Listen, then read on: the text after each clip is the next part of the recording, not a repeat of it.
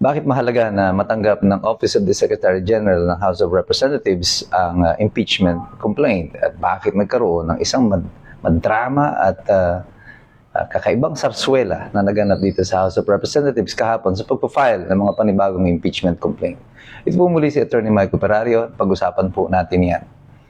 Kahapon po, nasaksihan natin yung kakaibang eksena dito sa House of Representatives, kung saan ang Office of the Secretary General ng House of Representatives ay tahasang tinanggihan na tanggapin ang mga panibagong mga impeachment complaint. Una, nung umaga, yung sa Makabayan Block. Ikalawa ay dito sa kampo naman ng mga pro-Duterte, ng mga politiko at mga leaders, mga abogado ang nag-file. Pero pareho silang tinanggihan ng Office of the Secretary General. Ang dahilan, wala daw doon mismo yung Secretary General. And that the Deputy Director, supposedly, wala daw po siyang authority na tanggapin ito. Tama po ba yun? Well, under the Constitution at saka doon sa House Rules, ang tatanggap naman po talaga niyan is not the Secretary General himself. But the rule says, kailangan tanggapin ito sa opisina o sa tanggapan ng Secretary General. Hindi kailangan siya mismo ang personal na tumanggap nito. Ang kailangan lang ay tatakan ito. Pero bakit yung complaint na final nung Lunes ay parang walang kaabi-aberya, ang bilis-bilis? Ito yung impeachment complaint na pinagdududahan na marami, na tila baga ito ay na-set up lang. Parang sarswela yung pagkaka-file ng unang impeachment complaint. At tila nga ba parang ganun na nga ang nangyari.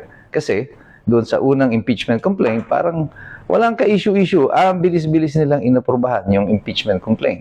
Sapagkat, well, ang suspetsya na marami, this is a palace-sponsored impeachment complaint. Pero nung ang nag-file na ay yung hindi mga kaalyado ng Malacanang, ito na, nagkagulo na sila. At dun sa posturing pa lang nung Secretary General's Office, yung Deputy Director na supposedly nandun, kita niyo, pag-aabot pa lang sa kanya ng papel, parang diring-diri siya dun sa papel. Ayaw niyang masagi sa kanyang mga mga masutlang mga daliri, ang kanyang ang papel na ito na inilalatag sa kanyang harapan. Bakit? Anong meron doon sa papel? At tila ba parang diring-diri sila doon sa papel. Ang malinaw dito, bakit importante yan na ang complaint ay matanggap itong linggo na ito?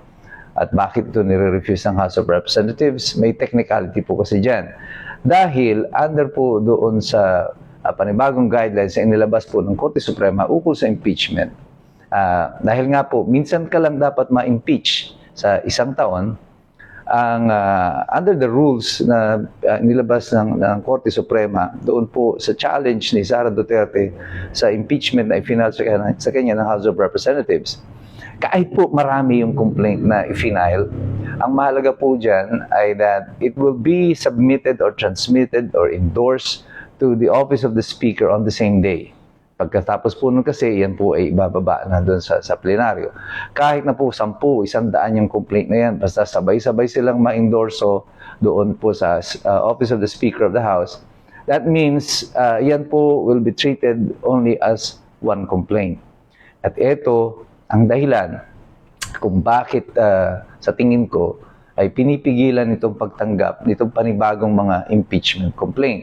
Sapagkat ang nais nila, ang mai-endorso lamang sa opisina ng Speaker of the House ay yung naunang impeachment complaint na pinagdududahan ng marami kung sa kanyang katotohanan, ito ba nga ba ay lehitimo na reklamo laban sa Pangulo. Sa totoo, maraming hindi naniniwala doon sa unang impeachment complaint. At itong mga events na nangyari kahapon, ito lamang ay pagsuporta at pagpapatunay ng naunang filing ng impeachment complaint ay isang sarswela lang. Ang taong bayan ay niloloko at pinaglalaruan ng mga politiko na ito. At kahit kitang-kita na ng marami kung paano tayo ginagawang hangal ng ating pamahalaan, ay pinapagpatuloy pa rin nila ito. Wala silang pakialam sa ating pakiramdam at ina-underestimate nila ang karunungan ng mga tao. Ang feeling nila, wala naman siguro tayong magagawa. kundi tanggapin kung ano man ang nais nilang mangyari. Pero sa pagpa-file pa lang ng unang impeachment complaint, sinasabi ko na, this will potentially backfire against the administration.